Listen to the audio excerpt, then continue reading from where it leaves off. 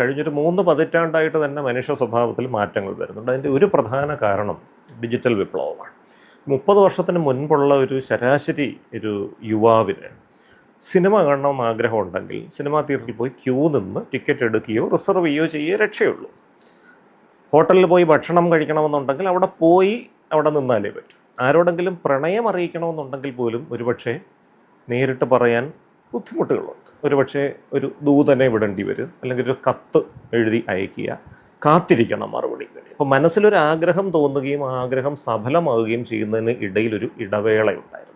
ആ ഇടവേളയുടെ സമയത്തെ ഗുണം എന്താണെന്ന് വെച്ചാൽ ഈ 2 ഔട്ട്കംസ് പോസിബിളാണ്. ഈ ആഗ്രഹം സഫലമാകാം, ചിലപ്പോൾ നടക്കാതിരിക്കാം. ഈ 2 സാധ്യതകളുമായിട്ടും സമരസപ്പെടാൻ തലച്ചോറിന് സമയം കിട്ടിയിരിക്കും. ഇന്നത്തെ യുവാക്കളെ നോക്കുക. ഈ ആഗ്രഹങ്ങളൊക്കെ തോന്നിക്കഴിഞ്ഞാൽ ഇൻസ്റ്റൻ്റ് ആണല്ലേ. സിനിമ കാണണം, മൊബൈൽ എടുക്കുന്നു, ക്ലിക്ക് ചെയ്യുന്നു, എവിടെയെങ്കിലും സിനിമ കാണാനുള്ള സൗകര്യം കാണും. ഭക്ഷണം കഴിക്കണം, ഉടനെ ഏതെങ്കിലും ഒരു ആപ്പ് തുറക്കുന്നു, ഓർഡർ ചെയ്യുന്നു, കിട്ടുന്നു. ആരോടെങ്കിലും ഇഷ്ടമുണ്ടെങ്കിൽ അങ്ങോട്ടൊരു ടെക്സ്റ്റ് ഇടുന്നു, തിരിച്ചുടനെ മറുപടി വരുന്നു. അപ്പോൾ ആഗ്രഹം തോന്നുന്നതും സഫലമാകുന്നതും തമ്മിലുള്ള ഇടവേള ഇല്ലാതാവുമ്പോൾ ആഗ്രഹം നടക്കാതെ വരാം എന്ന ന്യായമായ സാധ്യതയുമായിട്ട് സമരസപ്പെടാൻ നമ്മുടെ തലച്ചോറിന് കഴിയാതെ വരും. ഇങ്ങനെ വരുമ്പോൾ മനുഷ്യ സ്വഭാവത്തിൽ ഇമ്പൾസിവിറ്റി, എടുത്തുചാട്ടം, ഇംപേഷ്യൻസ്, അക്ഷമ എന്നിവ കൂടി വരികയാണ്. അങ്ങനെ വരുമ്പോഴാണ് ഈ ആഗ്രഹം നിഷേധിക്കപ്പെടുമ്പോഴേക്കും ഈ എടുത്തുചാടി. ഇപ്പം താങ്കൾ ചോദിച്ച ഈ സംഗതി കഴിഞ്ഞ കുറച്ച് വർഷമായിട്ട് നോക്കിയാൽ പ്രണയം നിഷേധിക്കപ്പെട്ടതിനെ തുടർന്ന് കാമുകിയെ ആസിഡ് ഒഴിക്കുകയും കുത്തുകയും ഒക്കെ ചെയ്ത നിരവധി അനുഭവങ്ങൾ നമ്മൾ മാധ്യമങ്ങൾ കണ്ടതാണ്. പണ്ടൊന്നും ഇത്രത്തോളം കാര്യങ്ങളില്ലായിരുന്നു. പണ്ട് ചങ്ങമ്പുഴയുടെ രമണനെ പോലെ സ്വന്തം ജീവന് ഹാനി വരുന്ന കാര്യങ്ങളിലേക്ക് ആൾക്കാർ പോയിട്ടുണ്ട്. പക്ഷേ ഈ മറുവശത്തുള്ള ആളിനെ കൊന്നുകളയുക എന്ന് പറയുന്ന അവസ്ഥയിലേക്ക് അത് ഈ എടുത്തുചാട്ട സ്വഭാവത്തിൻ്റെ, ഈ ഇമ്പൾസിവിറ്റിയുടെ ഒരു പ്രതിഫലനമാണ്. ഇതിനെ എരുതിയിൽ എണ്ണയൊഴിക്കുന്നൊരു ഘടകമാണ് ലഹരി. ലഹരിയോടൊപ്പം തന്നെ തുല്യ പ്രാധാന്യം അർഹിക്കുന്ന മറ്റൊരു സംഗതിയാണ് ഈ ഡിജിറ്റൽ അടിമത്വം.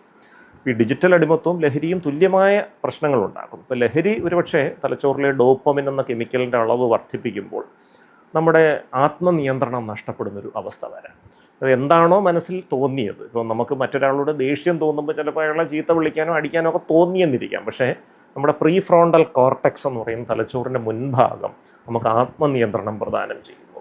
ഇയാളെ പോയി അടിക്കുകയോ ചീത്ത വിളിക്കുകയോ ചെയ്താൽ അതൊരു ക്രിമിനൽ കേസാകാം, അത് നമുക്ക് ബുദ്ധിമുട്ടാകും എന്നുള്ളൊരു വിവേകം വരുന്നതോടുകൂടി നമ്മൾ സ്വയം നിയന്ത്രിക്കും.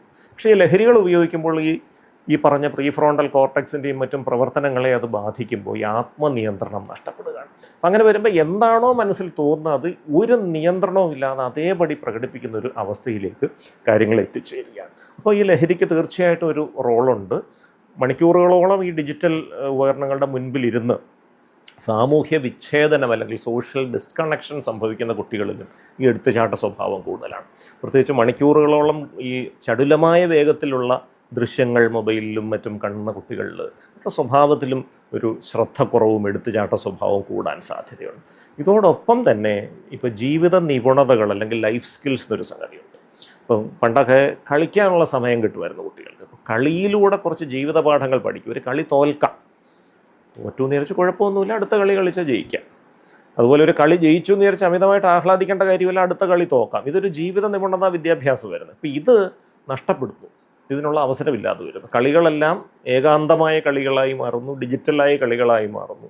അങ്ങനെ വരുമ്പോഴേക്കും ഇത്തരത്തിലുള്ളൊരു ജീവിത നിപുണത കൂടെ കിട്ടാറുണ്ട്.